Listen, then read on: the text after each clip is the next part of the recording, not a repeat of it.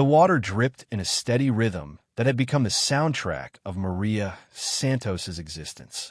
Not rain, though Seattle had plenty of that, but the leak in apartment 2C that the landlord refused to fix. 3 buckets positioned strategically across the studio apartment, each one catching drops that fell with metronomic precision. Drip, drip, drip. Maria sat at the cramped kitchen table at 4:47 a.m., the numbers on her phone screen glowing accusingly in the darkness. She'd been awake since 3, running calculations that never added up no matter how many times she reworked them. Rent, $1,450. Utilities, $230. Groceries, $180 if she was careful. Mia's school supplies, $45. Bus passes, $90. Her 3 paychecks combined barely reached $2,100 a month. The eviction notice sat beside her cold coffee, its red stamps bleeding through the thin paper like wounds. 7 days to vacate. No exceptions. No extensions. She'd already begged. Across the room, 7-year-old Mia slept on the pull-out couch that doubled as their living room furniture, one small hand clutching the stuffed rabbit that had been her only birthday present this year. Maria watched her daughter's chest rise and fall, that steady breathing the only thing keeping her from completely falling apart. The envelope had arrived 3 days ago. Certified mail, official looking, from a law firm in Spokane she'd never heard of. Bennett and Associates, estate attorneys. Maria had almost thrown it away, assuming it was another collection notice dressed up in fancy letterhead. But something had made her open it. Maybe desperation. Maybe curiosity. Maybe just a faint hope that the universe might occasionally decide to stop kicking people when they were already down. Dear Ms. Santos, we are writing to inform you of a matter concerning the estate of Francisca Morales, deceased as of September 15th of this year. Our records indicate you may be related to the deceased and therefore potentially entitled to inheritance assets. Please contact our office at your earliest convenience to discuss this matter further. Maria had Googled Francisca Morales, found an obituary from a Spokane newspaper. 83 years old, survived by no immediate family.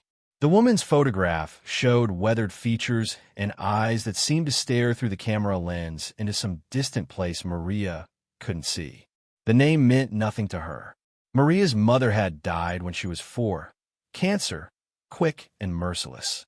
Her father had raised her alone until his own death from a heart attack when Maria was 19. He'd never mentioned any extended family, never talked about aunts or cousins or distant relatives who might send Christmas cards or show up at funerals. She called the law firm anyway. What did she have to lose? The receptionist had been brisk, but not unkind. An appointment was scheduled for the following week. They would cover her bus fare to Spokane if she could provide receipts. The attorney, Mr. Bennett, wanted to discuss her grandmother's estate in person. Grandmother. The word felt foreign in Maria's mouth when she'd repeated it. She'd never had a grandmother. Both had died before she was born, or so she'd been told.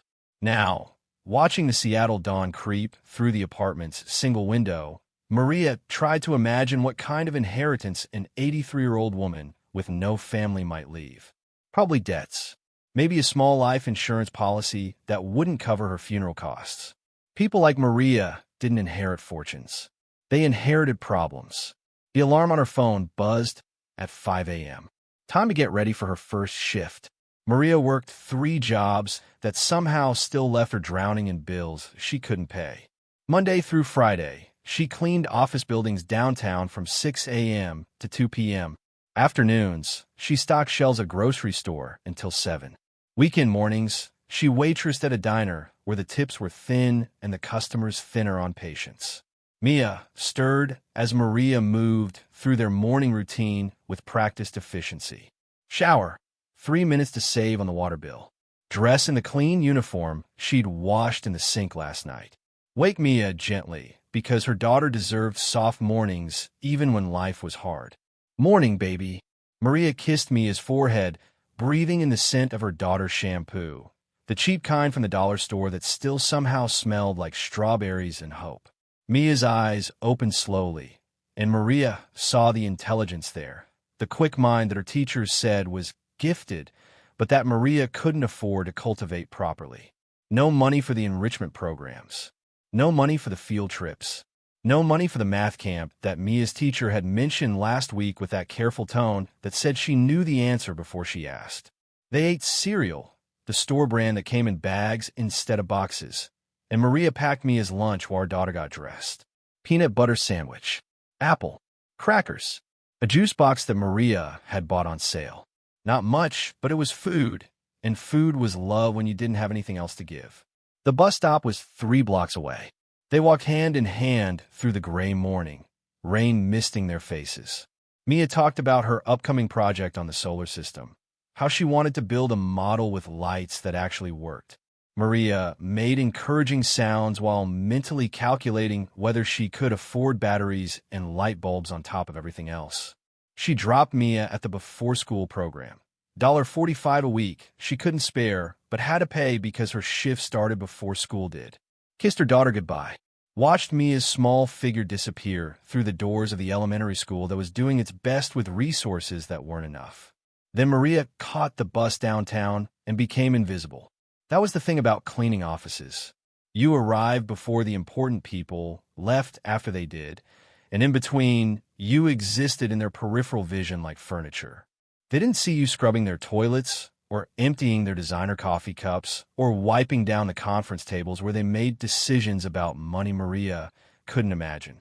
She worked alongside Rosa and Chun and Dimitri, other people who had also learned to be invisible. They spoke in the shared language of the working poor, complaints about landlords and bills, and the way rich people left messes like they were doing cleaning crews a favor by providing job security. At noon, Maria took her lunch break in the building's loading dock, sat on a concrete barrier, and ate the same peanut butter sandwich she'd made for Mia. Checked her phone and saw a text from a school. Mia needed new shoes, the ones she had her wearing through at the Sauls. Maria closed her eyes and did the math again. If she skipped groceries this week, just made do with what they had. No, they were already making do. There was nothing left to cut. The afternoon shift at the grocery store was a different kind of invisible. Here, customers looked through her while she stocked shelves and face products and cleaned up spills in aisle 7. Her supervisor, Derek, was 23 and drunk on the tiny amount of power that came with a manager's vest. He watched her like she might steal something, even though Maria had never taken so much as a damaged can of soup in her 2 years there. Where her shift ended at 7, Maria's feet ached in a way that had become permanent. She caught the bus back to Mia's after-school program, another $50 a week, and found her daughter in the corner reading a book 3 grade levels above where she should be. "How was your day, baby?" Mia looked up with those serious eyes that were too old for 7. "Good. I finished my homework. Mrs. Peterson said my essay was the best in the class." Pride swelled in Maria's chest, painful and fierce. Her daughter was brilliant. Her daughter deserved everything. Her daughter had nothing but a mother who was trying so hard and still failing.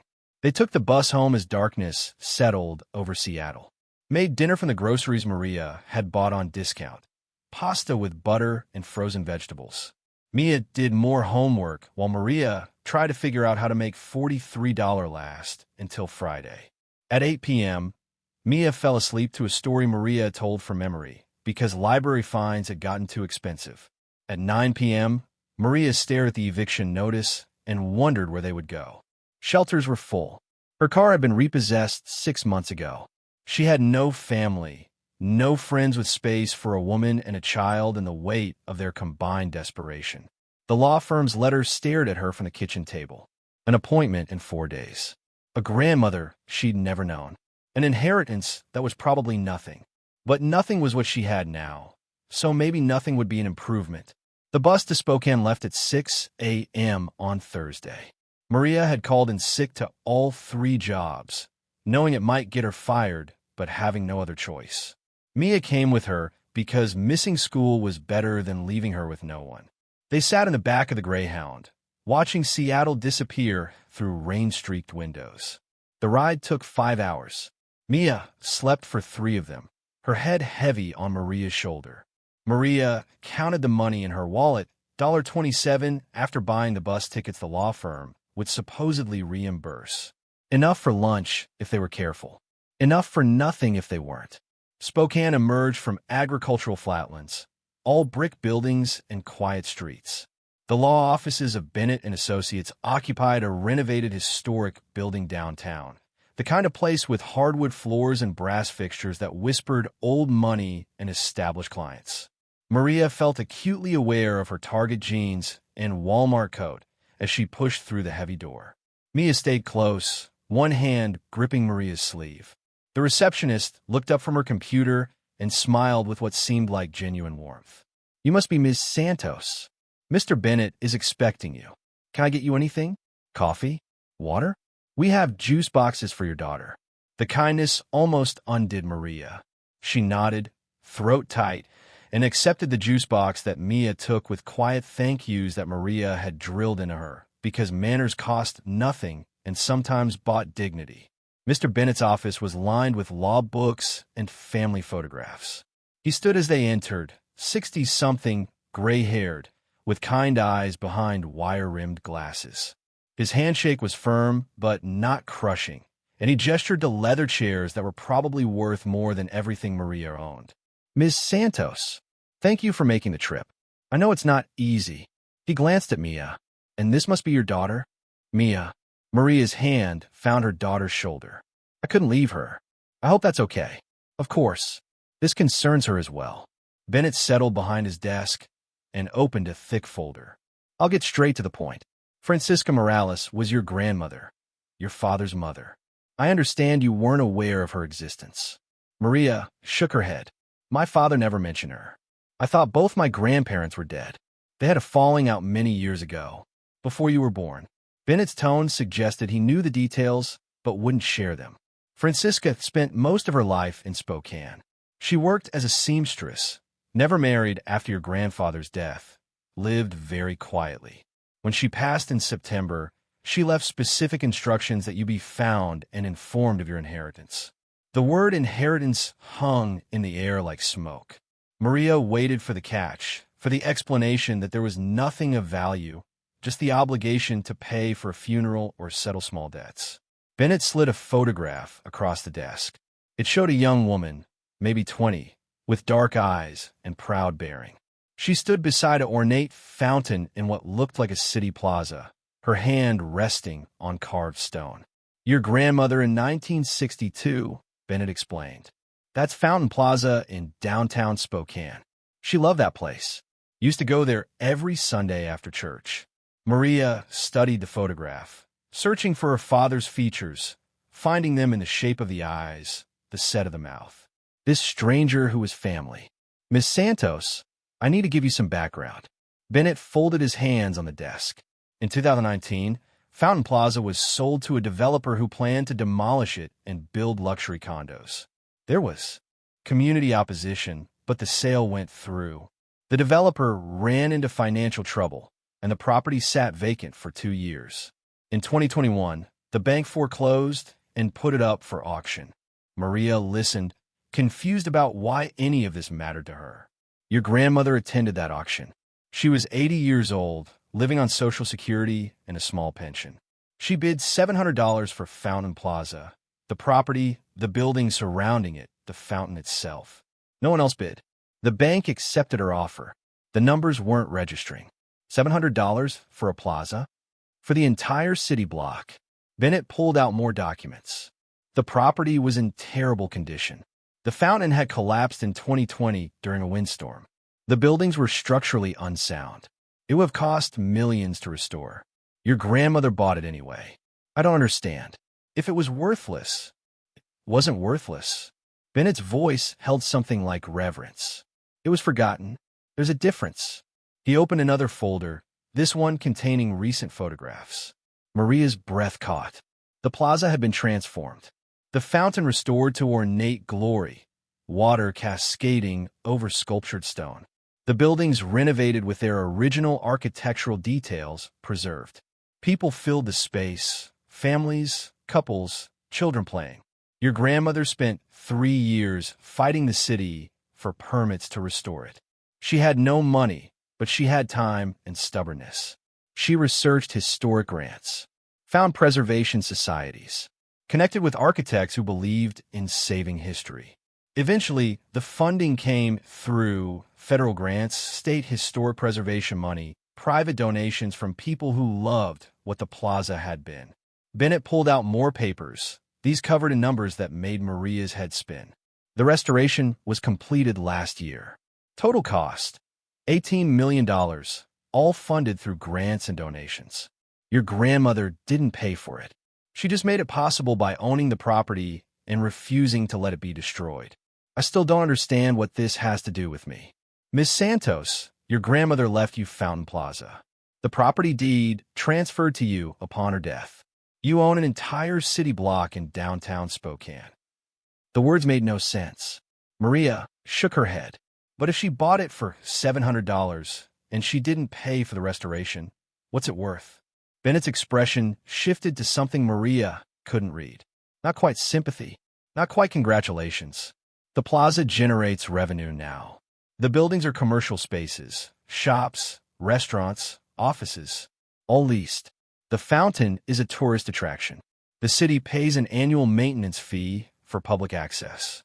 Your grandmother set up a property management company to handle operations. He slid the final document across the desk. Maria stared at the numbers, certain she was reading them wrong. Annual net revenue, $2.1 million. Estimated property value, $85 million. That can't be right. Maria's voice came out strangled. There's more. Bennett opened yet another folder. Your grandmother made other investments. She took the early lease revenues and bought properties in neighborhoods that were being revitalized. Small purchases, nothing dramatic. A duplex here, a vacant lot there. Over 3 years, she accumulated 27 rental properties across Spokane. More documents, more impossible numbers. Rental income, $840,000 annually. Combined property value, $32 million. She also invested in local businesses. Minority-owned companies, small startups, immigrant entrepreneurs, microloans that pay dividends. That portfolio is currently valued at $8 million. Maria couldn't breathe. The office walls seemed to be closing in. This wasn't real. This was a mistake. People like her didn't inherit anything, let alone millions of dollars. The total estate, after taxes and probate costs, comes to approximately $108 million. Miss Santos, you are an extremely wealthy woman. The laugh that escaped Maria's throat was half-sob. No, this isn't possible. I'm being evicted on Monday. I have $27 in my wallet. I can't afford new shoes for my daughter. I understand this is overwhelming.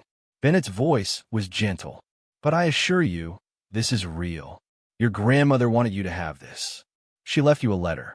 He handed her an envelope, yellowed at the edges, Maria's name written in careful script across the front. Her hand shook as she opened it. Mi querida nieta, you don't know me. That is my failure, not yours. Your father and I had words before he left Spokane. Terrible words, the kind that build walls too high to climb. I was proud. He was stubborn. We are both idiots who wasted years we could have had together. When I learned of his death, too late, always too late, I tried to find you. But you had moved, and I was old and foolish and didn't know how to search properly. By the time I found you, I had nothing to give but money I didn't yet have and apologies you had no reason to accept. So I built something instead. I took that broken fountain, that dying plaza, and I fixed it. Not for myself. For you. For your daughter. For all the people who need beautiful things in a world that keeps trying to crush beauty into profit. The plaza is yours now. The buildings, the businesses, the investments, all yours. Use them wisely. Use them kindly. Remember that money is only paper until you make it mean something. I'm sorry I never got to hold you. I'm sorry I never taught you to sew. I'm sorry for all the years we lost to pride and pain and the terrible distance that grows between people who love each other but don't know how to cross the space between. You are my second chance to do something right. Please don't hate me for dying before I can meet you. Can't do me amor, your abuela, Francisca. Maria read the letter 3 times before she registered that tears were streaming down her face. Mia's small hand found hers, squeezing tight. Bennett pushed a box of tissues across the desk without comment. I need you to understand something, Bennett said after giving her a moment. Your grandmother didn't inherit money. She created it. She took $700 and 3 years of determination and built an empire. She did it for you, but she also did it to prove that forgotten things have value if someone is willing to fight for them. I don't know anything about managing properties or running businesses. Maria's voice cracked. I cleaned toilets. Your grandmother cleaned houses before she became a seamstress. She understood that starting from nothing doesn't determine where you end up. Bennett pulled out business cards. These are the people she trusted: her property manager, her accountant, her attorney, for business matters. They're expecting your call. They'll help you learn what you need to know. When can I see it? The Plaza? Whenever you want. You own it. Bennett stood, extending his hand. Ms. Santos, on behalf of your grandmother and everyone who worked with her, welcome to your inheritance. The walk from Bennett's office to Fountain Plaza took 15 minutes. Maria held Mia's hand so tightly her daughter finally squeaked in protest. The November afternoon was cold but clear, and downtown Spokane stretched around them with its mix of historic buildings and modern development. They rounded a corner, and Maria stopped dead. The plaza opened before them like something from a dream or a memory she'd never had. The fountain dominated the center, 3 tiers of carved stone with water cascading down in sheets that caught the late afternoon sun. The original sculptures had been restored, fish and birds and abstract shapes that suggested movement and life. Buildings ringed the plaza, their facades reflecting the architectural style of the 1920s. Art Deco details in brass and stone. Large windows displaying shops and cafes. People everywhere, couples taking photographs, families with children running through the fountain spray, elderly residents sitting on benches and watching the world move around them. It was beautiful. It was alive. It was hers. Mommy. Mia's voice was small. Is this really ours? Maria couldn't speak. She led her daughter into the plaza, walking past a coffee shop where the scent of espresso drifted through open doors. Past a bookstore with children's titles displayed in the window. Past a restaurant with a Spanish name and the smell of cooking that reminded Maria of meals her father used to make. They stood at the fountain's edge. Maria's reflection wavered in the water, distorted and strange. She didn't look like someone who owned anything. She looked like someone who cleaned other people's buildings and worried about bus fare. But the water kept falling, indifferent to her doubt. The plaza existed whether she believed in it or not. Her grandmother had built this. For her. For Mia. For some principle about beauty and value and forgotten things deserving to be saved. A woman approached from the coffee shop, maybe 40, with kind eyes and a manager's name tag. You must be Maria Santos. Mr. Bennett called ahead. I'm Jennifer Chun. I manage the commercial leases for the plaza. Maria shook the offered hand, still feeling like she was in a dream. I don't know what I'm doing. Your grandmother said you'd say that. Jennifer smiled. She left instructions, said to tell you that nobody knows what they're doing at first. You just have to care enough to figure it out as you go. Over the next hour, Jennifer walked them through the plaza, introducing Maria to the business owners who leased space in her buildings. Every one of them had a story. The coffee shop owner who had been turned down by every bank before Francisca gave her a chance. The bookstore owner whose immigrant parents had worked 3 jobs to put her through college. The restaurant owner who had fled violence in Guatemala and rebuilt his life serving the food of his homeland. Your grandmother chose us carefully, one shop owner explained. She didn't want chains or corporations. She wanted people who would love this place the way she did. People who understood what it meant to start from nothing. As the sun set, Maria sat on a bench with Mia, tucked against her side. Lights came on around the plaza, illuminating the fountain and buildings with warm glows that pushed back the darkness. More people arrived. Apparently this was a popular evening gathering spot.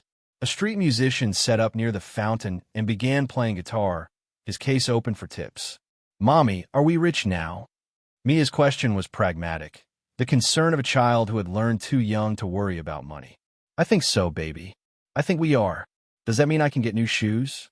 The laugh that escaped Maria was genuine this time, not edged with hysteria. Yes, and maybe a few other things too. They took the last bus back to Seattle that night. Maria couldn't afford a hotel, and part of her needed to return to the apartment, to the buckets and the eviction notice and the reality she knew. She needed to prove to herself that this wasn't a dream that would evaporate with morning. But the papers in her bag were real. The letter from her grandmother was real. And when Maria checked her phone at a rest stop, she found an email from Bennett confirming that $50,000 had been transferred to her bank account as immediate living expenses while the estate settled. $50,000. More money than Maria had earned in the past 3 years combined. She stared at the number on her banking app, refreshing it 3 times to make sure it didn't disappear. "Mia, baby, wake up." Maria's voice shook. "We need to make some decisions." Her daughter blinked awake, confused. They were in a fluorescent-lit rest stop at midnight, surrounded by tired travelers and the smell of coffee and industrial cleaner. "What kind of decisions?" Maria pulled her close. "About where we want to live. About what happens next. About new shoes in schools and maybe a place with more than one room. Can we get a dog?" The question was so perfectly 7 years old that Maria laughed until tears ran down her face. "Yeah, baby, we can get a dog. We can get anything you want." But even as she said it, her grandmother's words echoed in her mind. Money is only paper until you make it mean something. Francisca hadn't given her wealth for its own sake. She'd given her a tool, a weapon, a chance to do something that mattered. The question was, what would Maria build with it? They arrived back in Seattle at 3 a.m. The apartment looked smaller than ever, shabbier, the buckets still catching their steady drips. But Maria saw it differently now. This wasn't her permanent reality. This was a photograph of where she'd been, not where she was going. She sat Mia down at the kitchen table and pulled out a notebook. "Let's make a list. Everything we need, everything we want, everything we dream about." Mia picked up a crayon. They couldn't afford regular pens, and started writing in her careful child script. New shoes, bigger bed, room with door, dog, art supplies, books. Maria wrote her own list. Stable housing, good school for Mia, healthcare, savings, security. Then, after a moment, she added, "Figure out what Abuela wanted me to do with all this." Because that was the real question, wasn't it? Her grandmother had spent her last 3 years building an empire from nothing. She'd done it with intention, with purpose, with a vision of what forgotten things could become if someone cared enough to save them. Maria was a janitor who scrubbed toilets and stocked shelves and served coffee to people who didn't see her. But she was also Francisca Morales' granddaughter. She was the woman who had just inherited $108 million and a city block full of dreams. The question was, who would she become next? The eviction notice still sat on the table, its red stamps glaring in the dim apartment light. Maria picked it up, read it once more, then deliberately tore it in half. She wouldn't be here in 7 days. She wouldn't be here in 7 hours if she could help it. She opened her laptop, the old one that took 5 minutes to boot up and couldn't run most programs, and started researching. Hotels near Fountain Plaza, schools in Spokane, property managers, financial advisors, lawyers who specialized in estate management. Her phone rang at 6 a.m. Maria answered without checking the caller ID, expecting some automated message or wrong number. "Miss Santos? This is David Torres. I'm the property manager your grandmother hired to oversee the Plaza operations. Mr. Bennett gave me your number. I hope it's not too early to call." "It's fine. I don't sleep much anyway." Maria's voice was rough with exhaustion and something that might have been hope. "I wanted to welcome you personally and let you know I'm available whenever you want to tour the properties. All 27 rental units, the commercial spaces, everything. Your grandmother was very thorough in documenting her vision for each property. I think you'll want to see her notes." Her notes. She kept detailed records. Why she bought each property, what she saw in it, what she hoped it could become. She said she was building a legacy for someone who would understand what it meant to be overlooked. "I assume she meant you." Maria closed her eyes. Her grandmother had been dead for 2 months, but her voice kept reaching across that distance with messages Maria was only beginning to understand. "I could be there Monday. Is that too soon?" "Monday is perfect. I'll pick you up from the bus station. Or David paused. Actually, that reminds me. Your grandmother owned a car. 2015 Toyota Camry. Nothing fancy, but it's been maintained and insured. It's yours if you want it. Might be easier than taking the bus. She owned a car? Maria's voice broke on the last word. She owned a lot of things, Miss Santos, but she lived like she owned nothing because she was saving everything for you. I think she'd be happy knowing you're finally claiming it. After they hung up, Maria sat in the pre-dawn darkness and cried. Not the desperate tears of someone who had lost everything, but the overwhelmed tears of someone who had been given more than she knew how to carry. Mia found her like that when she woke up for school. Without a word, her daughter climbed into Maria's lap and wrapped small arms around her neck. Are you sad, Mommy? No, baby. I think I'm the opposite of sad. I just don't know what word that is yet. That day, Maria didn't go to any of her 3 jobs. She called each one and quit, her voice steady as she gave no notice and offered no apologies. They could fire her for abandonment if they wanted. She didn't care. She was done being invisible. She took Mia to school and then walked into a bank. Not the check-cashing place she usually used, but a real bank with marble floors and leather chairs.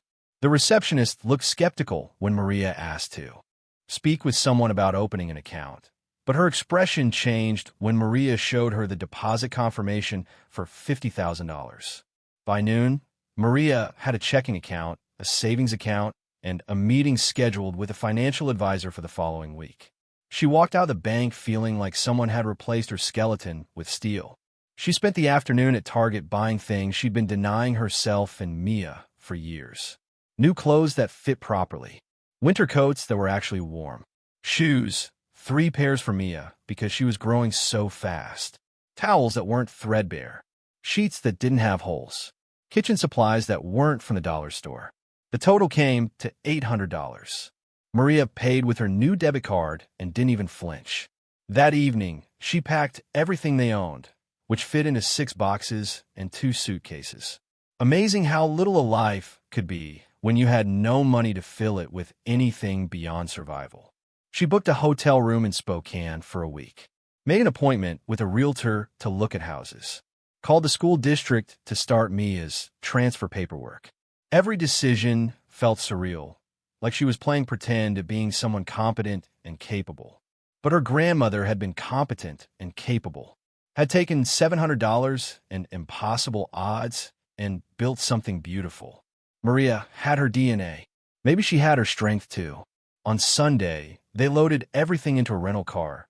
She'd pick up the Camry when they got to Spokane and drove away from Seattle. Maria didn't look back at the apartment building with its leaking ceiling and its walls that were too thin. She looked forward towards Spokane and Fountain Plaza and whatever version of herself she was about to become. Mia fell asleep an hour into the drive, and Maria drove through the darkness with her grandmother's letter on the passenger seat. She kept glancing at it, at the careful handwriting that formed words across time and death and regret. I built something instead. That's what Francisca had done. When apologies weren't enough and time had run out, she'd built something that would outlast her. Something that would speak when her voice was gone. Maria didn't know yet what she would build. She only knew that she had been given tools, money, property, opportunity, and the responsibility to use them in ways that would make her grandmother proud. The plaza appeared in her mind's eye. The fountain with its cascading water, the buildings with their warm lights, the people who filled the space with life and laughter, and the simple pleasure of beauty that didn't demand anything in return. Her grandmother had saved something forgotten, had given it new life, new purpose, new meaning. Maybe that's what inheritance really was. Not just money or property, but the chance to continue someone else's work, to take what they started and carry it forward into places they'd never see. Maria merged onto Interstate 90, heading east through the Washington night. Behind her, Seattle and everything it represented: poverty, exhaustion, invisibility. Ahead, Spokane and whatever came next. She didn't know what she was doing. She had no experience managing properties or making investments or running businesses. She was just a woman who had cleaned toilets and stocked shelves and raised a brilliant daughter on nothing but determination and love. But maybe that was enough. Maybe her grandmother had chosen her precisely because she understood what it meant to start from nothing, to be overlooked, to be forgotten by a world that only valued certain kinds of people. Fountain Plaza had been forgotten too. And look what it had become. Maria pressed the accelerator, driving faster now, eager to arrive. Eager to see her inheritance in the daylight. Eager to start figuring out what came next. In the back seat, Mia murmured in her sleep, "Can we really get a dog, Mommy?" "Yes, baby," Maria whispered into the darkness. "We can get a dog. We can get anything. We can build anything. We just have to be brave enough to try." The Washington landscape rolled past, forests and mountains and small towns with their lights twinkling in the distance. Somewhere ahead, Fountain Plaza waited. Her plaza, her inheritance, her chance to prove that forgotten things, forgotten people, could become something extraordinary if someone cared enough to fight for them. Maria drove through the night, carrying her daughter toward a future neither of them had dared to imagine a week ago. Behind them, everything they'd been. Ahead, everything they could become. And in her pocket, folded carefully, a letter from a grandmother she'd never met. Words across time, love across distance. A legacy built on the simple, stubborn belief that beauty mattered and forgotten things deserved to be saved. Mi querida nieta, my dear granddaughter. Maria was beginning to understand what that meant. They arrived in Spokane as dawn broke over the city, painting the sky in shades of amber and rose. Maria had driven through the night, fueled by gas station coffee and the electric buzz of adrenaline that came from watching your entire life change in the span of a week. The hotel was nothing fancy, a holiday in near downtown. But to Maria, who had spent years in that leaking apartment, it felt like luxury. 2 beds with thick comforters, a bathroom with water pressure that actually worked, a mini fridge and a coffee maker and windows that looked out over the city where her grandmother had built an empire from $700 and sheer determination. Mia woke up confused, blinking at unfamiliar surroundings. Where are we? Spokane, baby. Our new home. The words felt strange in Maria's mouth. Too big and too possible. They spent that first day exploring. Maria wanted to see the plaza in daylight, wanted to walk through the buildings she owned and try to make sense of what ownership even meant when you'd spend your whole life owning nothing. David Torres met them at the plaza's north entrance at 10 a.m. He was younger than Maria expected, maybe 35, with warm brown eyes and the kind of easy confidence that came from actually knowing what you were doing. His handshake was firm, and when he looked at Maria, he really saw her. Not through her, not past her, but at her. "Your grandmother talked about you all the time," he said as they walked into the plaza. "She never met you, but she knew you. Does that make sense?" "Not really." Maria's voice was quiet. Mia held her hand tightly, eyes wide as she took in the fountain, the buildings, the morning crowd of people getting coffee and pastries from the shops. She knew you were struggling. She'd hired a private investigator to find you. And then to, I guess, keep tabs. Nothing creepy, David added quickly, seeing Maria's expression. Just making sure you were okay. She knew about your 3 jobs. About Mia. About the eviction notice. Maria stopped walking. She knew I was being evicted. She died before she could intervene. But her will was updated 2 weeks before her death. She'd been planning to contact you directly, but she got sick fast. Cancer. By the time we realized how serious it was, she had days, not weeks. She made Mr. Bennett promise to find you immediately after she passed. The plaza blurred slightly. Maria blinked hard. She was watching me. She could have helped at any time, but she waited until she was dead. David's expression gentled. She wanted to give you something more than money. She wanted to give you proof that someone who starts with nothing can build something that matters. If she just handed you cash, you would have wondered if you deserved it. This way, you get to see what she built. You get to understand that you come from someone who made impossible things happen. They walked through the plaza in silence after that. David pointed out details, the restored gargoyles on the fountain's second tier, each one different and carefully preserved. The brass plaques on the buildings listing their construction dates and architectural significance. The underground parking garage that had been converted from an old basement system, now generating rental income from downtown workers. Your grandmother was meticulous about documentation, David said, leading them into one of the commercial buildings. They climbed stairs to the second floor, to an office with property management, Fountain Plaza stenciled on the door in gold letters. Inside, filing cabinets lined one wall. David pulled open a drawer labeled Vision and Purpose and withdrew a thick binder. She kept notes on everything. Every property she bought, every business she invested in, every decision she made. She said these were for you, so you'd understand her thinking. Maria opened the binder with trembling hands. The first page was a letter dated 3 years ago. To my granddaughter, if you are reading this, I am teaching you from beyond death. This is perhaps not ideal, but we make do with what we have. I bought Fountain Plaza for $700. Everyone said I was foolish. An old woman throwing away money on a property that would cost millions to restore. They were right about the cost. They were wrong about the foolishness.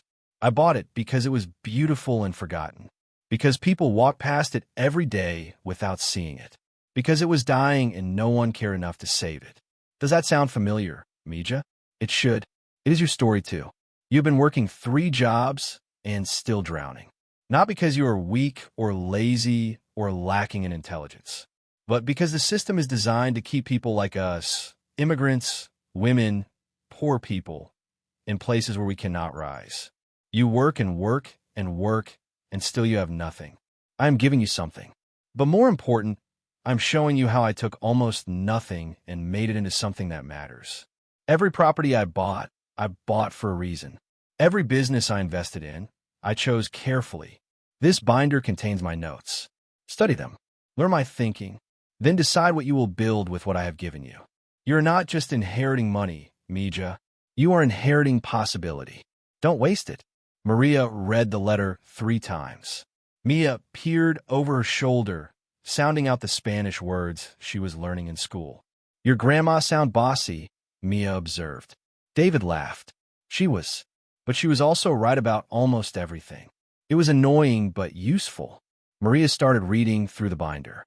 Each property had its own section, with photos of the before condition, notes on why Francisca had bought it, and detailed plans for what she envisioned it becoming. A duplex in a neighborhood that was just beginning to gentrify. Bought for $45,000. Location near the new hospital expansion. In 5 years, worth $200,000.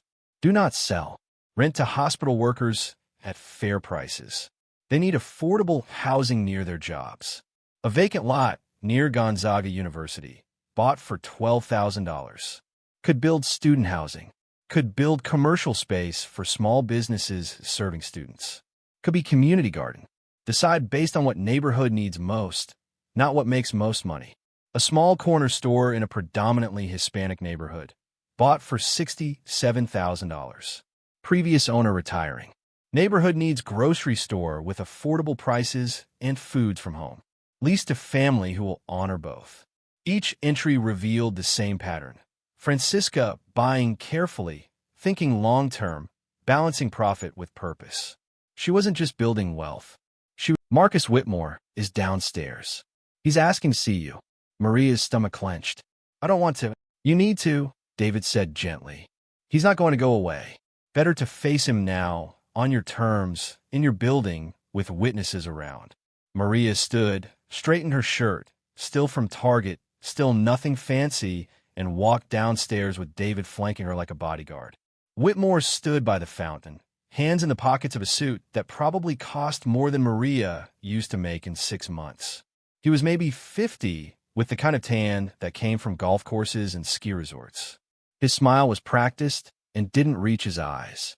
Miss Santos, I've been hoping to meet you. Marcus Whitmore. He extended a hand. Maria shook it briefly. His grip was too firm, a dominance play. Mr. Whitmore, I wanted to express my condolences about your grandmother. Francisca was quite a woman.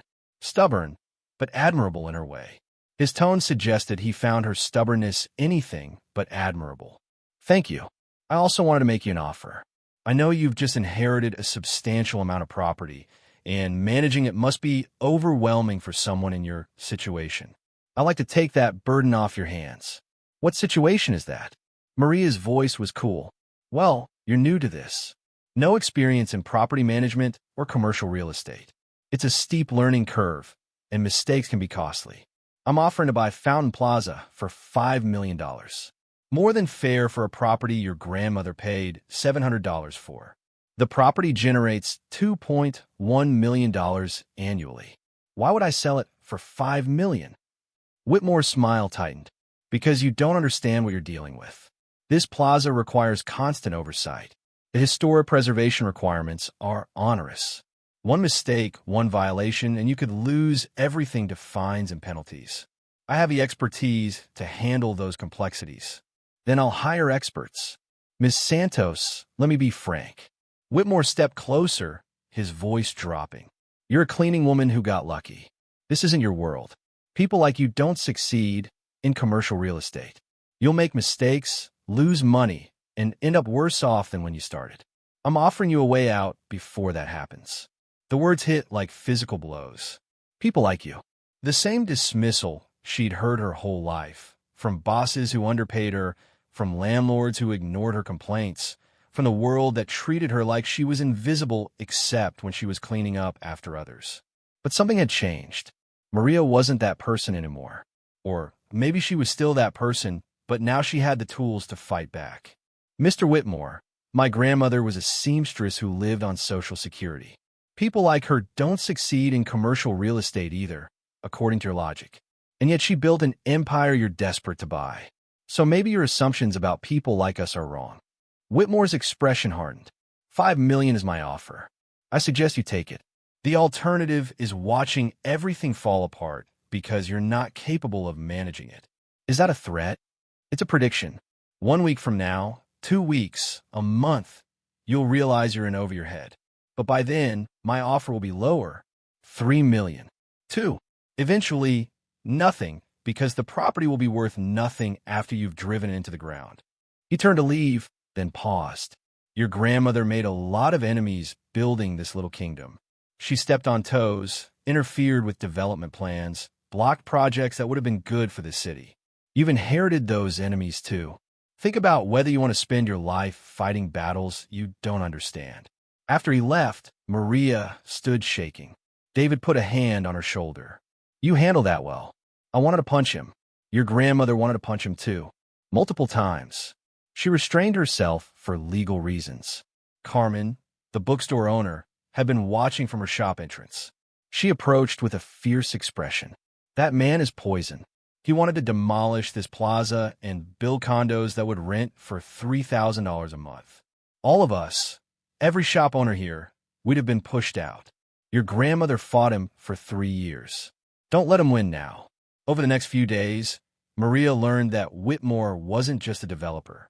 He was connected, city council members, planning commission, construction companies. He had a history of acquiring historic properties, demolishing them despite protests, and building luxury developments that maximize profit while destroying community character. He was also persistent.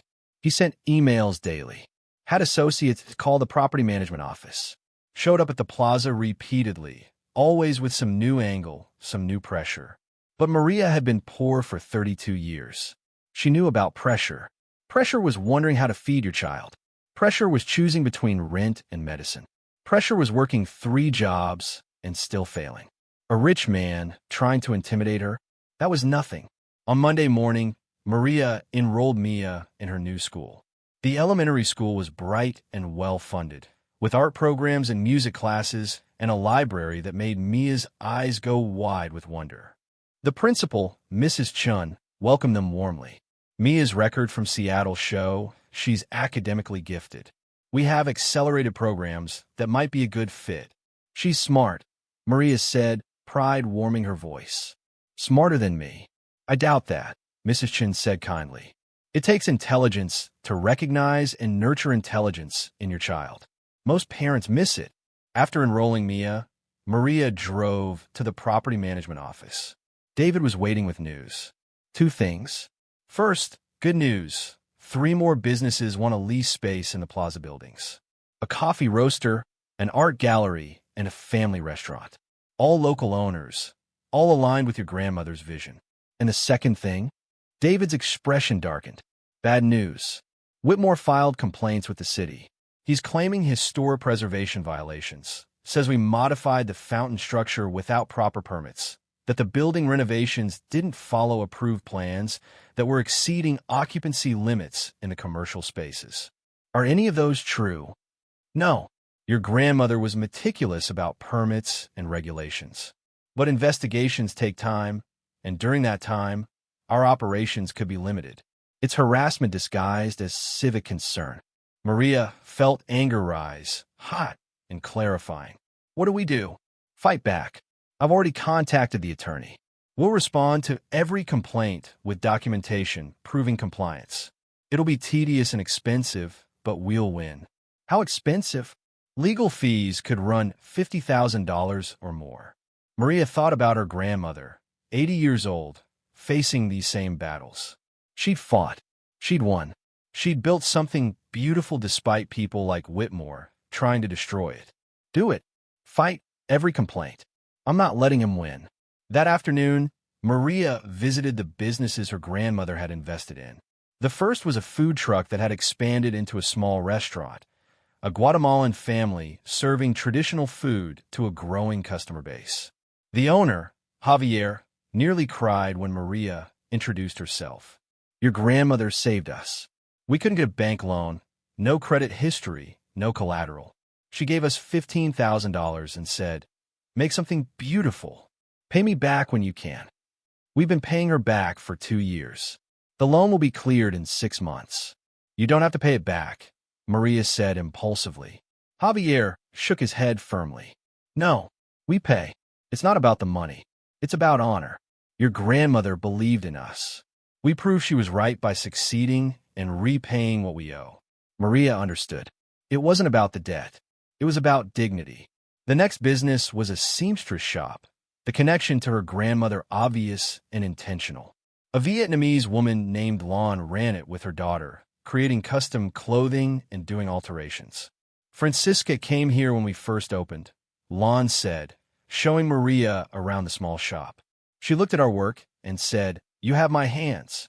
I didn't understand. She showed me. Her hands were like mine, scarred from needles, strong from years of work. She said, people who work with their hands build the world. Never forget your worth.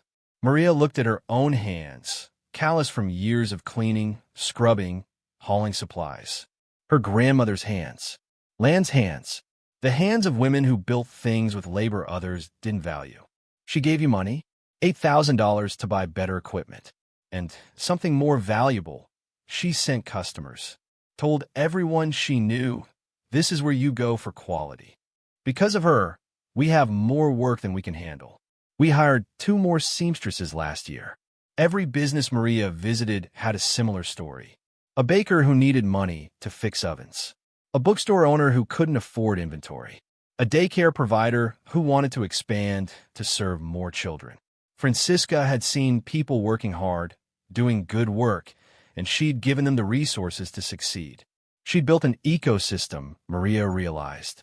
Not just properties generating income, but a web of businesses supporting each other and the community. The restaurant bought bread from the baker. The bookstore hosted events with the coffee shop. The daycare served employees from the Plaza businesses. Her grandmother hadn't just invested money. She'd invested in relationships, in community, in the idea that success shouldn't be measured only by profit, but by the strength of the networks you created. That night, Maria sat in her new house, still mostly empty. Furniture wouldn't arrive until next week, and made lists. Things she needed to learn, people she needed to meet, decisions she needed to make. The list grew long and intimidating. But Maria didn't feel intimidated anymore. She felt something else. Purpose, maybe, or responsibility, or the strange, fierce pride that came from realizing you were part of something bigger than yourself. Mia found her there, sitting cross-legged on the hardwood floor with papers spread around her. Mommy, are you okay? I'm better than okay, baby. I'm figuring things out. Can we still get a dog? Maria laughed. Yes. This weekend, we'll go to the shelter. You can pick one. Really? Mia's eyes went huge. Any dog. Any dog that's the right fit for us. Abuela would want us to rescue one that needs a home. On Wednesday, Maria attended her first City Planning Commission meeting. The agenda included Whitmore's complaints about Fountain Plaza. She sat in the audience, terrified and determined in equal measure. Whitmore spoke first, his presentation polished and persuasive. He had photos of supposed violations, expert witnesses questioning the renovation quality, insinuations about unqualified management making dangerous decisions. Then it was Maria's turn. She stood, knees shaking, and pulled out the binders her grandmother had kept. Every permit, every inspection report, every approval document. My grandmother spent 3 years doing this right, Maria said, her voice gaining strength as she spoke. She followed every rule, met every requirement, exceeded every standard. These complaints aren't about violations. They're about a man who wanted to destroy something beautiful and is angry someone stopped him. She turned to face Whitmore directly. You offer me $5 million for property worth much more. When I refused, you filed false complaints to harass me. That's not civic concern. That's retaliation. The Planning Commission dismissed Whitmore's complaints after reviewing the documentation. But as they left the building, Whitmore caught up with Maria in the parking lot. You think you've won. His voice was low and ugly. You haven't. I have friends. I have resources. I will make your life hell until you give me what I want. Then I guess my life will be hell. Maria met his eyes. But I've been poor and desperate and 1 week from homeless. Hell doesn't scare me anymore. You do what you need to do. I'll do what I need to do. We'll see who's still standing at the end. She walked to her car, her grandmother's Camry, now hers, and drove away without looking back. Her hands shook on the steering wheel, but she'd done it. She'd faced him down. She'd won. That weekend, they got the dog. Mia chose a 3-year-old mutt from the shelter, some kind of shepherd mix with soulful eyes and gray around her muzzle. The shelter staff said she'd been there for 8 months. Too old for most people. Too big. Too quiet. She's perfect, Mia declared. Can we name her Abuela? Maria felt her throat close. Yeah, baby. We can name her Abuela. The dog, Abuela, settled into their home like she'd always been there. She slept at the foot of Mia's bed, followed Maria around the house, and seemed to understand that she'd been rescued by people who knew what it meant to need rescuing. Maria spent her days learning the business. She shadowed David, attending maintenance inspections and lease negotiations. She met with Patricia to understand the financial statements. She read books on property management and commercial real estate until her eyes crossed. She made mistakes, approved a lease term that was too favorable to the tenant, miscalculated a repair budget, trusted a contractor who tried to overcharge her. But she learned from each mistake, just like her grandmother's binder said she would. The businesses kept thriving. The plaza kept drawing crowds. The rental property stayed at full occupancy with waiting lists. And slowly, Maria started to feel like she knew what she was doing. 2 months after inheriting, Maria held her first community meeting at the plaza. She invited all the business owners, all the residential tenants, all the people who had known her grandmother. I'm still figuring this out, Maria told them honestly. I'm not my grandmother. I don't have her experience or her wisdom, but I'm trying to honor what she built. I want to hear from you. What's working? What needs to change? What should we protect? The meeting lasted 3 hours. People shared stories about Francisca. They talked about what the plaza meant to them. They offered suggestions and critiques and ideas for the future. An elderly man who'd been a tenant in one of the residential properties for 15 years stood and said, "Your grandmother never raised my rent. Not in 15 years. When other landlords were pushing people out, she kept my rent at $700 a month. She said housing was a right, not just a profit center. I hope you'll remember that." Maria nodded, taking notes. I will. A young woman who ran the art gallery said, "She gave me a lease at half the market rate because she believed in supporting local artists. That subsidy is the only reason I can afford to keep the gallery open. It's not profitable yet, but it's building something important." More stories. More testimony to her grandmother's vision of what community investment could look like. After the meeting, Carmen from the bookstore approached Maria. "You're doing well. Francisca would be proud." "I don't know about that." "I do. She used to say that the world needs people who care more about building community than building wealth. She saw that in you before she ever met you. That's why she left you everything. Maria went home that night feeling the weight of expectation, but also the support of people who wanted her to succeed. She wasn't alone. She had David and Patricia and the attorney. She had the business owners who depended on her decisions. She had Mia, watching and learning what it meant to use resources for good. And she had her grandmother's words, written in binders and letters, teaching from beyond death. On a Thursday morning in December, Maria sat in her office at the Plaza and made a decision. She called Patricia. I want to establish a foundation, like my grandmother's, but focused on housing. I want to buy properties and rent them to families at affordable rates. I want to prove that you can be a landlord without being a slumlord. That's ambitious, Patricia said, and expensive. I have $2.1 million a year coming in.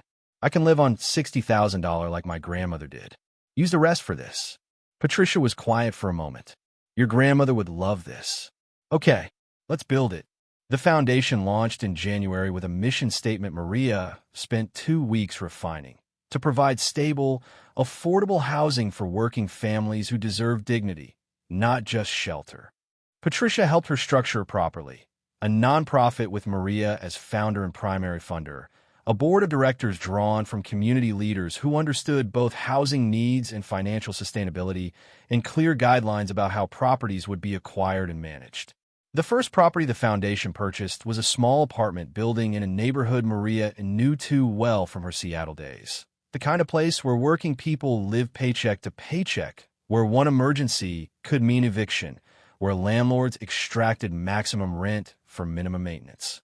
The building had 8 units, all occupied, all with tenants paying $1,200 a month for one-bedroom apartments that hadn't been updated since the 1990s. The landlord was selling because he'd been cited for code violations he didn't want to fix. Maria paid $480,000 cash. Then she did something the previous owner would have considered insane. She told the tenants their rent was dropping to $800 a month, and she was going to renovate their apartments one at a time, moving them temporarily to vacant units while work was completed. You're losing $3,200 a month in revenue, Patricia pointed out when reviewing the numbers. I'm building trust, Maria countered, and proving that affordable housing doesn't have to be substandard housing. My grandmother taught me that. The tenants were suspicious at first. People who'd been poor their whole lives learned to distrust generosity. It usually came with strings attached. But Maria hired good contractors, did the renovations properly, and when tenants returned to their units, they found new appliances, fresh paint, functioning heat, windows that actually sealed against winter cold. One tenant, a single father named James who worked 2 jobs at the hospital, cried when he saw his renovated apartment. I've been living in places like this my whole life. Nobody ever fixed anything. Nobody ever cared if we were comfortable or safe. Why are you doing this? Because someone did it for me, Maria said simply, and because you deserve it. Word spread. Other tenants in the building, waiting their turn for renovations, started maintaining the common areas without being asked. They organized a building cleanup day. They looked out for each other's kids. The building transformed from a place people endured into a place they took pride in. By March, Maria had purchased 3 more buildings using the same model. Each one carefully selected. Properties in decent neighborhoods with working-class tenants, owned by landlords who were neglecting maintenance, priced reasonably because of their condition. She renovated. She lowered rents to affordable levels. She hired a management company that actually responded to tenant concerns. And she proved that you could provide quality, affordable housing and still break even financially if you weren't trying to extract maximum profit from people who had nothing left to give. The foundation attracted attention. Local media ran stories about the heiress landlord who was disrupting the rental market by actually treating tenants like human beings. The coverage was mostly positive, but it brought scrutiny Maria wasn't entirely comfortable with. And it brought Marcus Whitmore back into her life. He appeared at the Plaza on a cold Tuesday in March, this time with company. A woman in an expensive suit who introduced herself as Diane Voss, city council member. Ms. Santos, I wanted to introduce you to someone who's concerned about your activities. Whitmore's smile was sharp. Councilmember Voss has questions about your foundation's impact on the rental market. Voss extended a hand that Maria shook warily. Ms. Santos, I represent downtown business interests. There are concerns that your aggressive acquisition of rental properties and subsequent rent reductions are destabilizing the market. Destabilizing how? Maria kept her voice level. Other landlords are facing pressure from tenants demanding similar rent reductions. Property values in those neighborhoods may decline if rental income projections decrease. The city has an interest in maintaining healthy property values for tax revenue purposes. Maria understood what wasn't being said. Whitmore's friends owned rental properties and didn't like competition that exposed how much they'd been overcharging. They wanted her to stop. I'm providing affordable housing in a city where rent eats half of working people's income. If that destabilizes a market built on exploitation, good. Voss's expression hardened. That's a very idealistic position, Ms. Santos. But the reality is that housing development requires profit incentive. If landlords can't make adequate returns, they won't invest in new housing, and the shortage gets worse. Then maybe we need a different model than relying on private landlords to solve a public housing crisis. Maria felt her grandmother's stubbornness rising in her chest. I'm not going to stop providing affordable housing because it makes other people's exploitation less profitable. After they left, David joined Maria in the office, having watched the confrontation from a distance. That was Councilmember Voss making an unofficial threat. Next time it'll be official. Zoning complaints, permit delays, regulatory obstacles. They're going to make this as difficult as possible. Let them. Maria pulled out her phone. I need to call the attorney. If they want to fight, we'll give them one. The legal battle started almost immediately. The foundation's next property purchase was delayed by suddenly complex permit requirements. The city inspector found violations that had been acceptable for decades, but were now somehow urgent. The Planning Commission required environmental impact studies for renovations that didn't actually change the building footprint. Every obstacle was technically legal, but obviously targeted. Maria spent money on lawyers that could have gone to more housing. She spent time in meetings that could have been spent learning how to run her businesses better. She spent energy fighting bureaucracy that should have been spent building community. But she didn't stop. For every obstacle thrown up, her attorney found a way around it or through it. For every delay, Maria added another property to her acquisition list. If they wanted to slow her down, fine, she'd just buy more buildings while waiting for permits on the others. By May, the foundation owned 8 buildings with 64 units total, all being renovated and converted to affordable housing. The financial model was working, barely breaking even, but stable enough to continue expanding. And the impact was undeniable.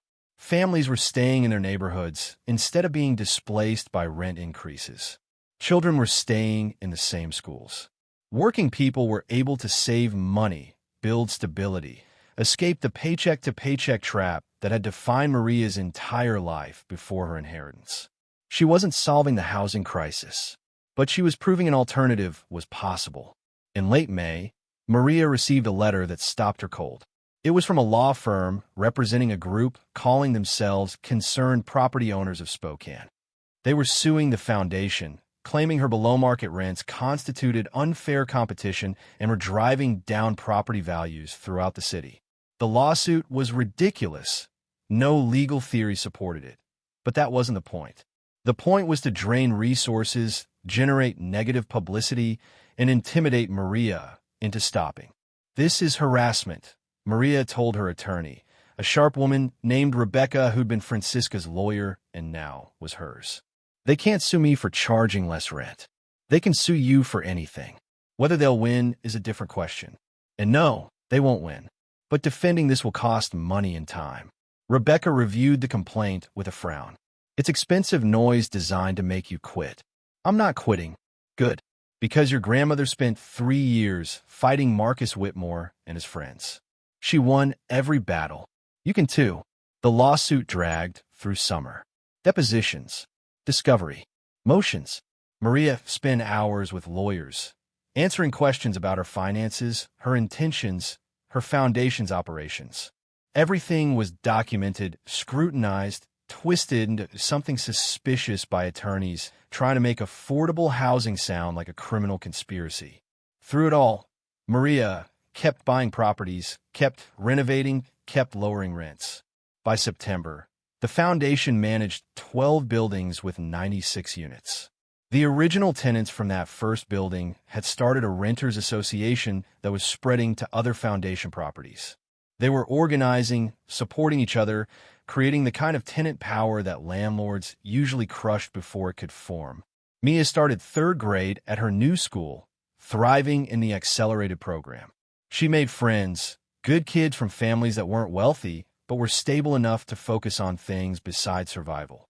She was taking art classes and piano lessons and joining the robotics club. She was becoming the kind of child Maria had always dreamed of raising, but had never thought she could afford. And Abuela the dog was now part of their daily routine. Walks in the morning before school, lazy evenings on the couch, weekend trips to the dog park where Mia played with other children while Maria chatted with other parents who were also just trying to build good lives. On a Sunday afternoon in October, Maria sat in her office at the Plaza reviewing financial statements. The numbers told a story of success. The Plaza and commercial properties were thriving, generating steady income. The rental properties were fully occupied with waiting lists. The businesses her grandmother had invested in were growing, several ready to pay off their loans early. But the legal costs were mounting. The lawsuit alone had cost $80,000 in attorney fees. The regulatory battles over permits and zoning were consuming time and money. Marcus Whitmore and his allies were making everything as expensive and difficult as possible. David knocked and entered with coffee and concern written on his face.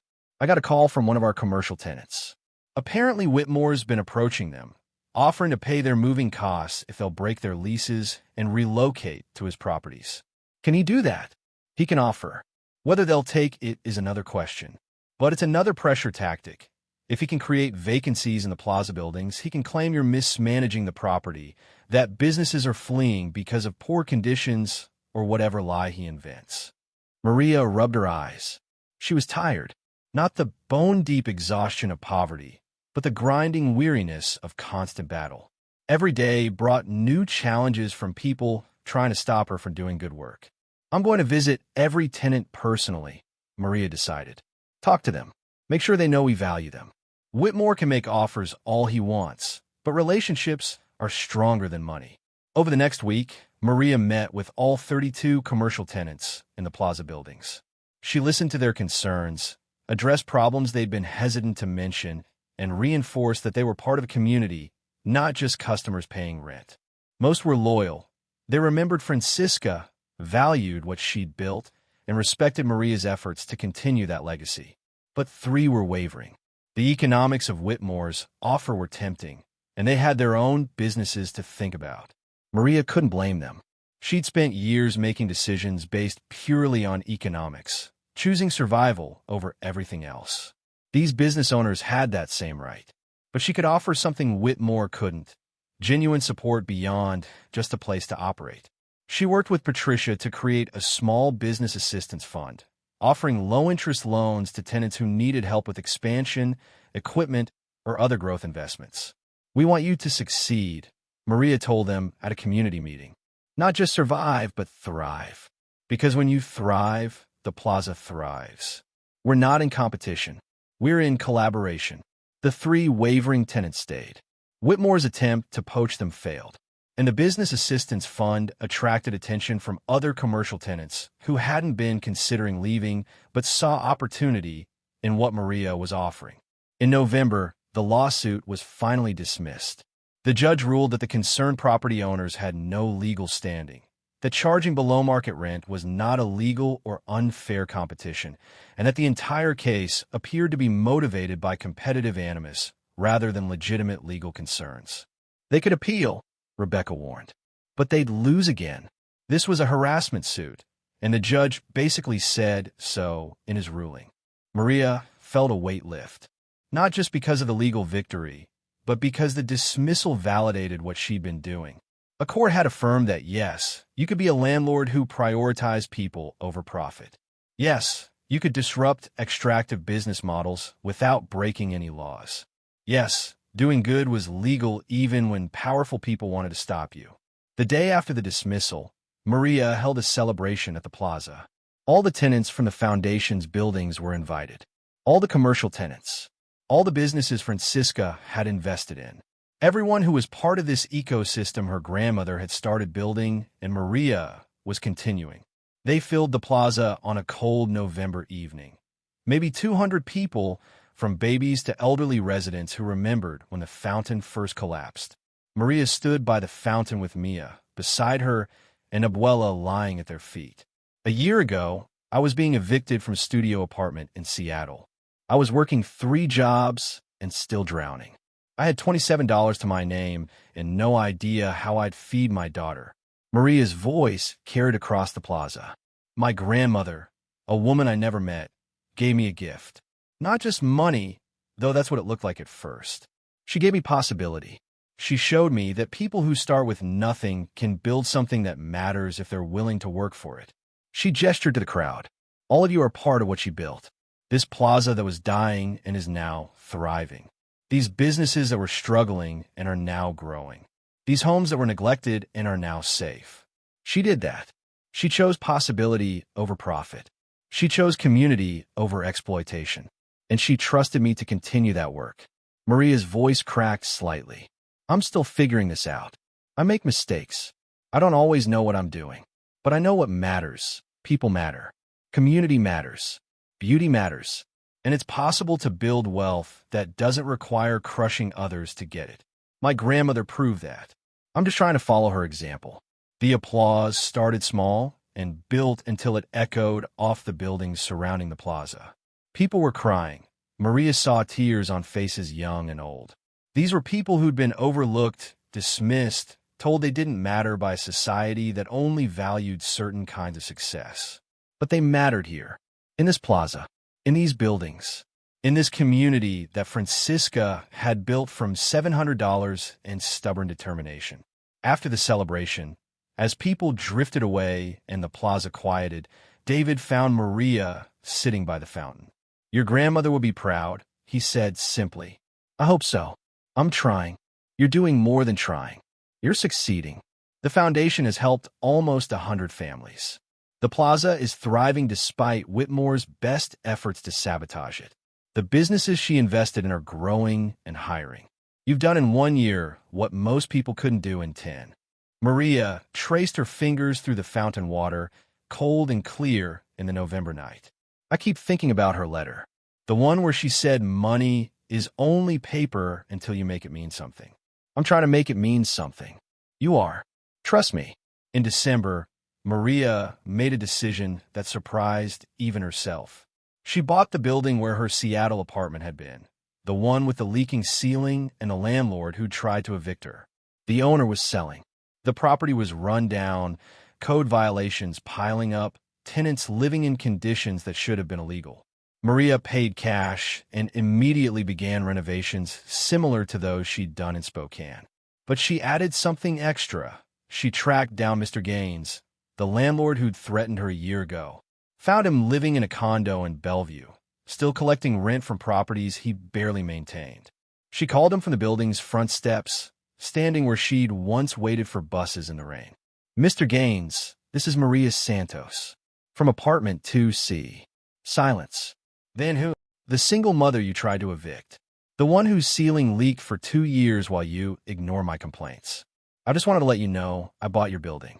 I'm a landlord now, and I'm treating my tenants like human beings, which I know is a foreign concept to you. More silence. Then he hung up. Maria laughed, feeling petty and vindicated and perfectly fine with both feelings. She hired Rosa, her friend from the Seattle cleaning crews, as the building manager. Gave her a salary triple what she'd been making scrubbing toilets. Told her to run it the way tenants deserved, not the way landlords usually operated. Rosa cried when Maria offered the job. You're serious? You want me to manage a building? You're smart, you're organized, and you understand what tenants need. because you've been one.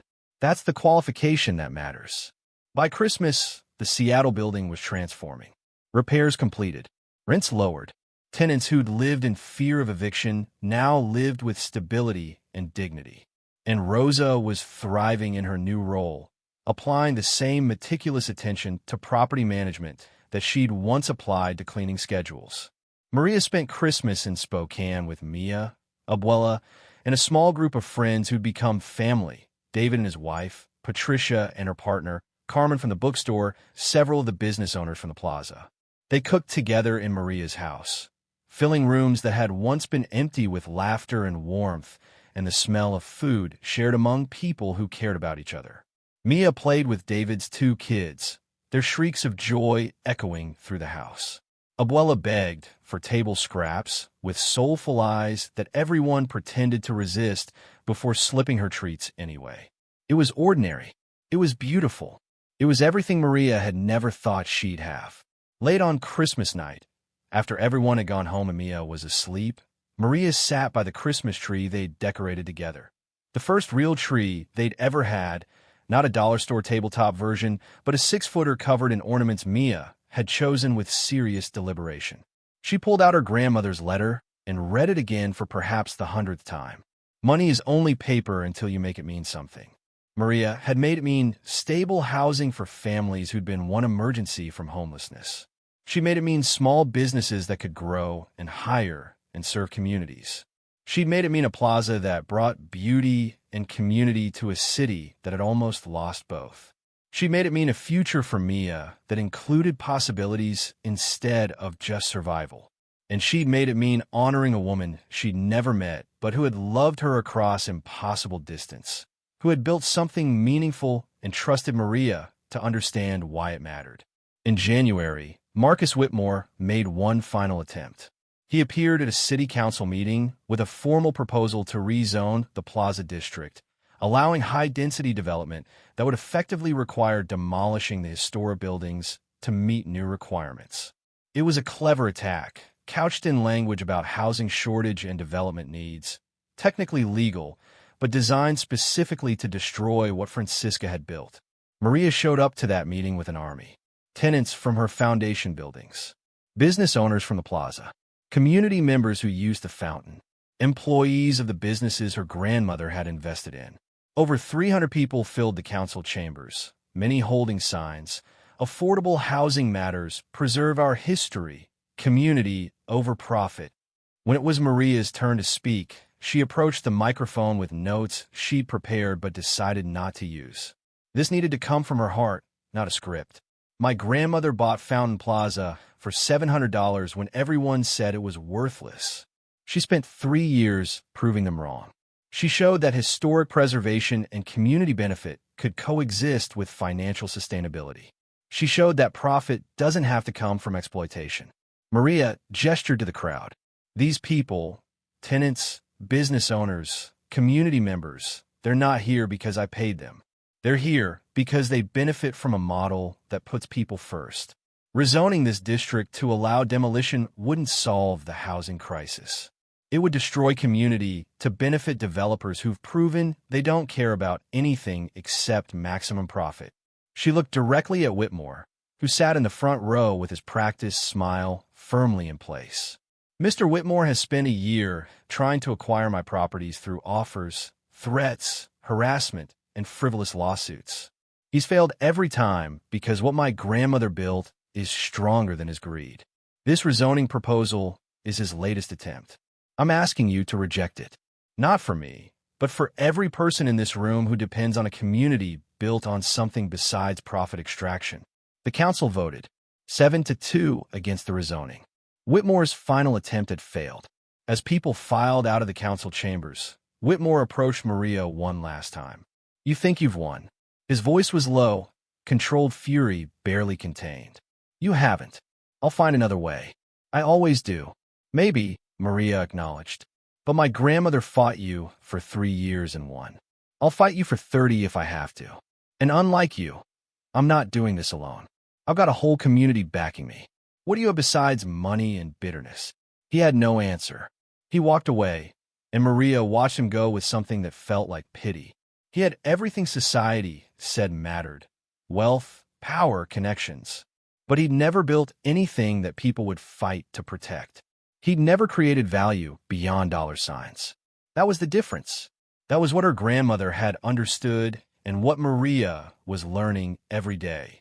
By spring, the foundation managed 15 buildings with 144 units. The plaza was thriving, with a waiting list for commercial spaces. The businesses Francisca had invested in were growing and reinvesting in their communities. And Maria had started receiving calls from other cities, asking how they could replicate the model. She gave talks at conferences about affordable housing. She consulted with nonprofits trying to serve working families. She shared her grandmother's binders and notes freely, wanting others to learn from Francisca's wisdom. "Aren't you creating competition?" David asked after Maria spent an afternoon on the phone with a housing nonprofit in Portland. "Competition for what? There's no scarcity of need. There are working families struggling in every city. If someone else can help them using what my grandmother learned, that's not competition. That's collaboration." In April, a journalist from a national publication came to interview Maria for a feature story about alternative housing models. They spent 2 days together, touring properties, interviewing tenants, documenting the impact. The story ran in June with the headline, "The Janitor Who Inherited Millions and Changed How We Think About Affordable Housing." It went viral. Maria's email inbox flooded with messages from people asking for help, offering support, sharing their own stories of struggling with housing costs and exploitative landlords. Some were grateful. Some were angry that this model wasn't widespread. Some were developers and investors insisting that what Maria was doing couldn't work at scale. But it was working. The numbers didn't lie. The foundation was financially stable. The properties were well-maintained. And most importantly, the tenants were thriving in ways they couldn't when they were housing insecure. That summer, Maria took Mia on their first real vacation, a week at the Oregon coast.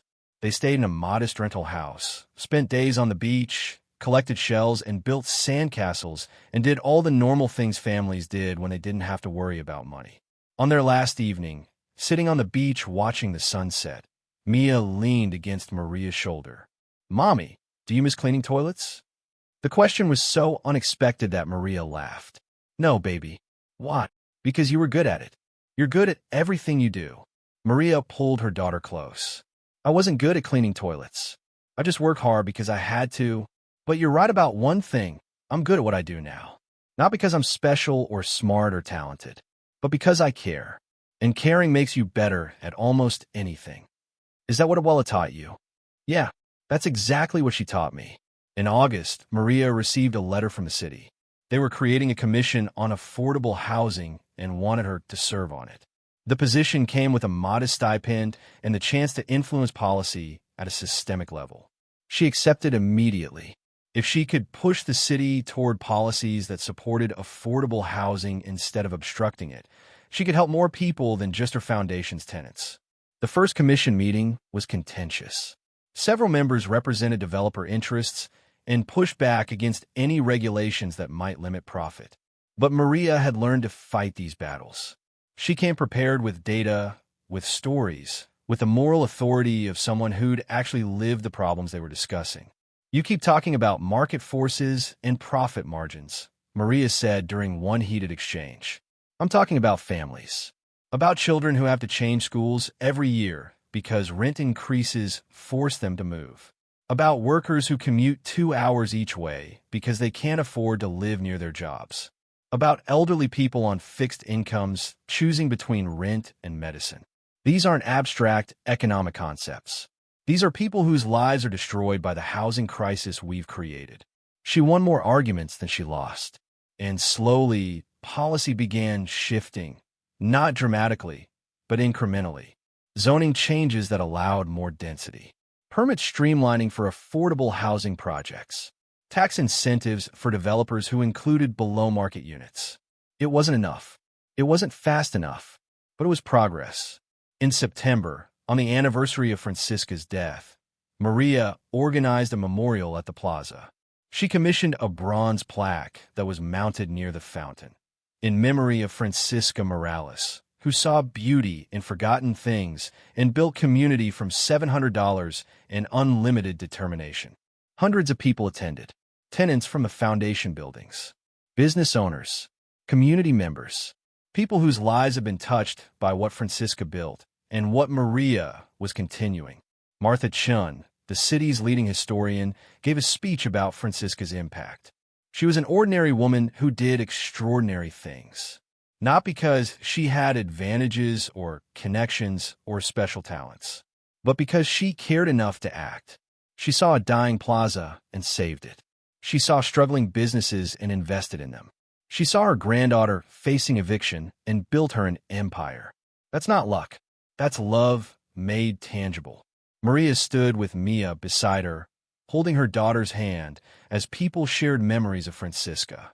Many had known her only briefly. Some had never met her, but all of them benefited from what she'd built.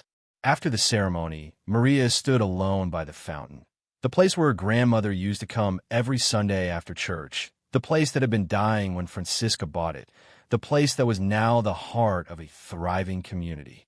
"I'm trying," Maria whispered to water and stone. "I'm trying to honor what you built. I hope I'm making you proud." The fountain kept flowing, indifferent to her doubt.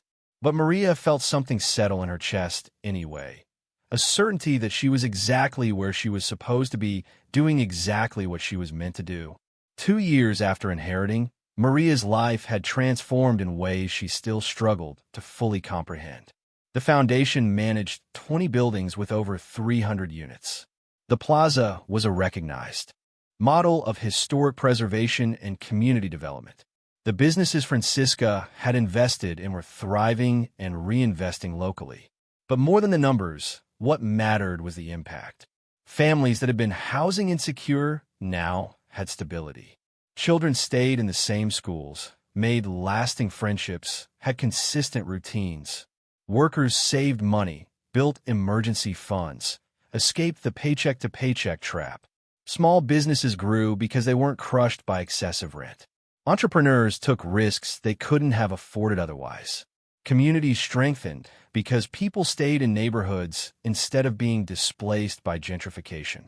And Maria, the janitor who'd been invisible, the single mother who'd been 1 week from homelessness, the woman who'd thought she'd failed at everything. Maria was now someone who mattered, not because of her wealth, but because of what she was building with it. She still made mistakes, still felt overwhelmed sometimes, still doubted whether she was doing enough or doing it right. But she kept working, kept learning, kept fighting for a vision of community her grandmother had started, and she was determined to continue. On a Thursday in October, 2 years after her first visit to Spokane, Maria stood in her office at the Plaza reviewing architectural plans.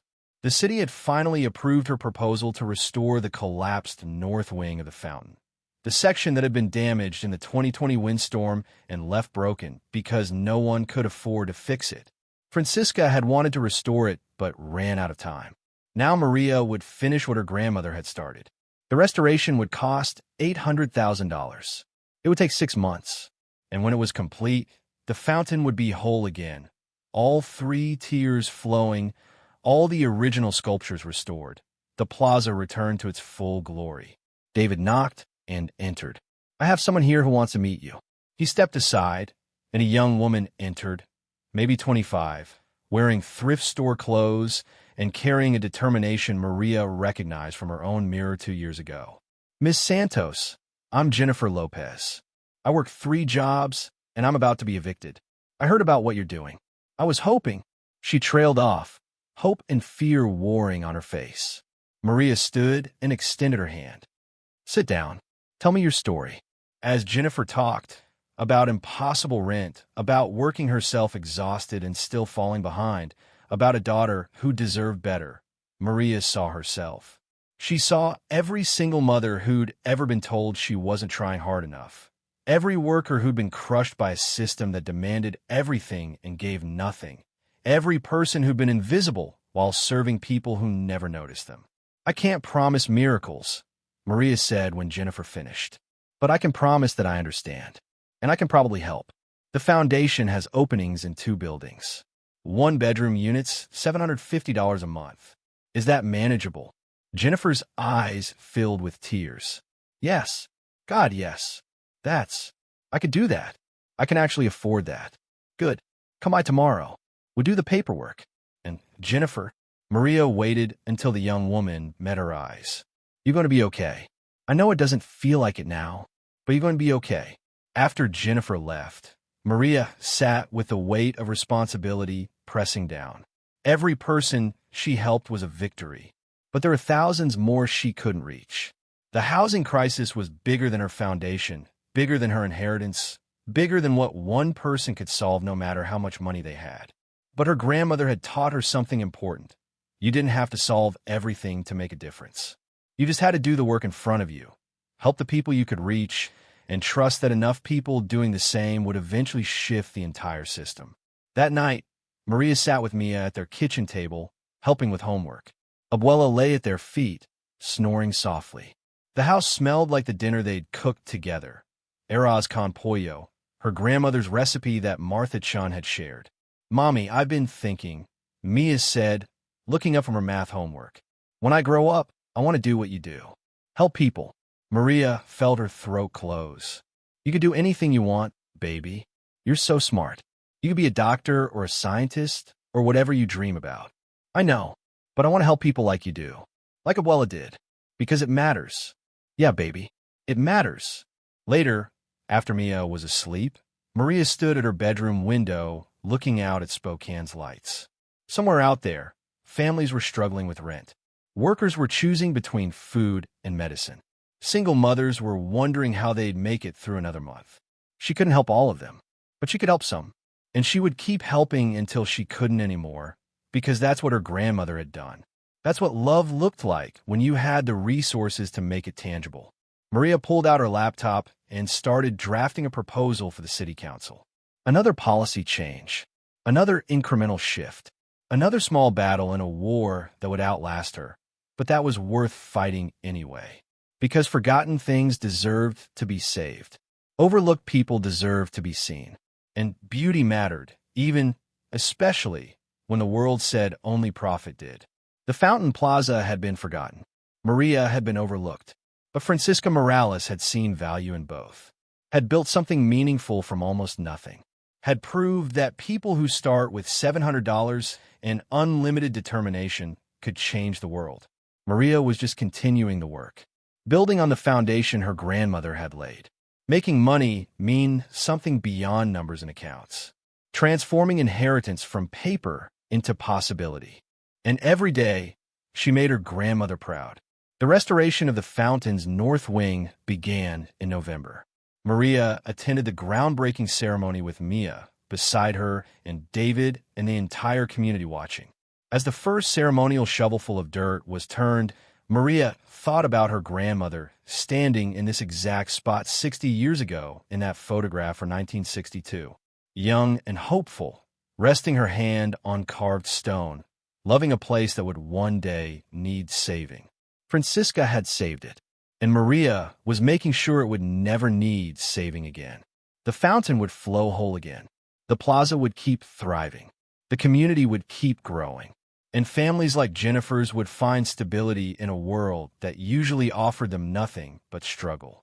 This was the inheritance that mattered, not the money, though that made everything possible, but the knowledge that one person's determination could ripple out across time and space and lives, creating change that outlasted death itself.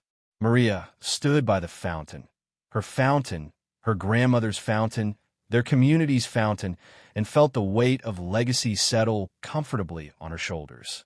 She was Francisca Morales' granddaughter.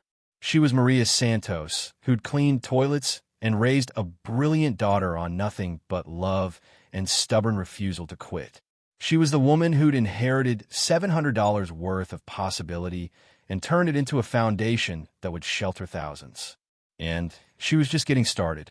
3 years after that first bus ride to Spokane, Maria stood before the United Nations Housing Council in Geneva, Switzerland. The invitation had come 6 months earlier. They wanted her to present the Fountain Plaza model as a case study in sustainable, affordable housing development. Maria had almost declined. Public speaking still terrified her, and the idea of addressing international policymakers felt absurd for someone who'd scrubbed toilets just years before. But Mia had looked at her with those serious 8-year-old eyes and said, "Abuela would want you to go. She want everyone to know what's possible." So here she was, in a conference room overlooking Lake Geneva, presenting to housing ministers and urban planners from 47 countries. "My grandmother bought a dying Plaza for $700, Maria began, her voice steady despite her racing heart. Everyone said she was foolish, an old woman wasting money on something worthless. But she understood what they didn't. That forgotten doesn't mean worthless. It means waiting for someone who cares enough to see the value." She clicked through slides showing the Plaza's transformation, before and after photos that told the story better than words ever could. Broken fountain to restored beauty, abandoned buildings to thriving businesses, empty spaces to community gathering places filled with life. She didn't just restore Plaza. She built an ecosystem, 27 rental properties providing stable housing, 42 small businesses given capital to grow, a community that believes in supporting each other rather than exploiting each other. And she did it all while making enough profit to sustain and expand the work. A housing minister from Denmark raised his hand. "But Ms. Santos, your model depends on someone having significant capital to start. How does this scale for cities without wealthy benefactors?" Maria smiled. She'd anticipated this question. "My grandmother didn't have significant capital. She had $700 and a library card. What made this work wasn't the money, it was the vision. She proved that if you prioritize community benefit alongside financial sustainability, you can build something that serves people and survives economically. The money came later from grants and careful reinvestment. But the vision came first." She advanced to her final slide, a photograph of Mia standing by the fountain, hand resting on the same carved stone where Francisca had stood in 1962. 3 generations of women, connected across time by a belief that beauty and community mattered more than maximum profit. "My grandmother gave me more than an inheritance. She gave me proof that ordinary people can create extraordinary change. That starting from nothing doesn't determine where you end up. That love can be made tangible through the choices we make about how to use whatever resources we have." Maria's voice softened, became more personal. 3 years ago, I was being evicted. I was working 3 jobs and failing. I thought I had nothing to offer the world except my labor, and even that wasn't enough. My grandmother showed me I was wrong.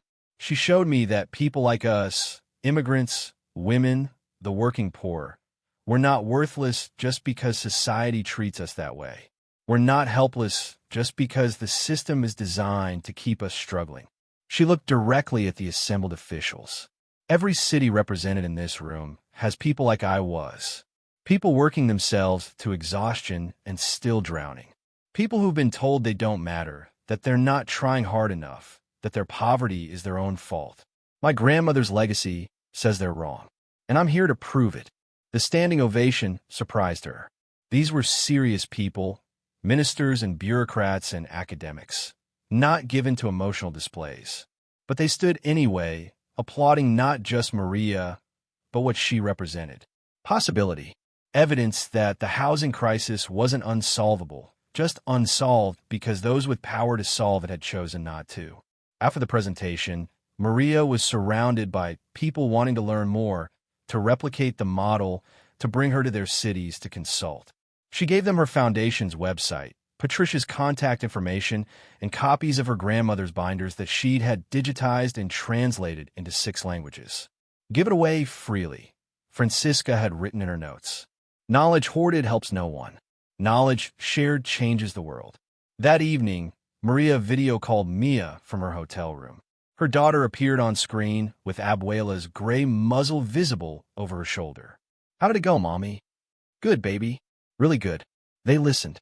They want to try what Abuela built. See? I told you. You're changing the world." Maria laughed. "I'm just telling her story. She's the one who changed the world." "You both are," Mia corrected with the certainty of someone who'd watched her mother transform from desperate to determined, from invisible to influential.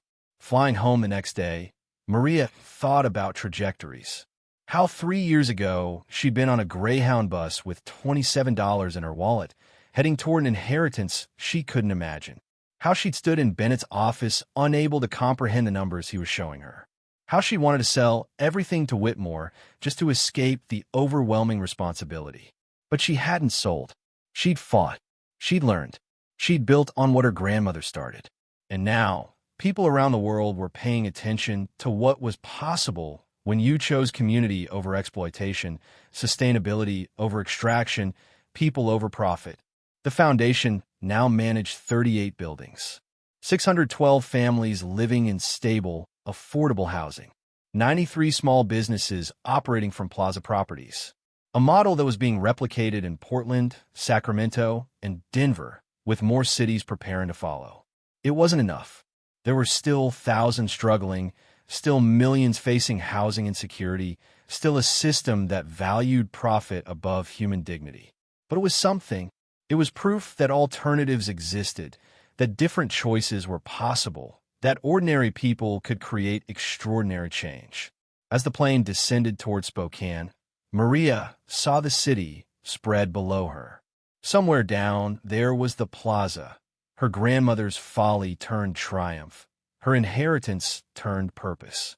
Somewhere down there was the house where Mia and Abuela waited. Somewhere down there was the community she'd become part of, that had supported her transformation from janitor to landlord to advocate to international speaker on housing justice.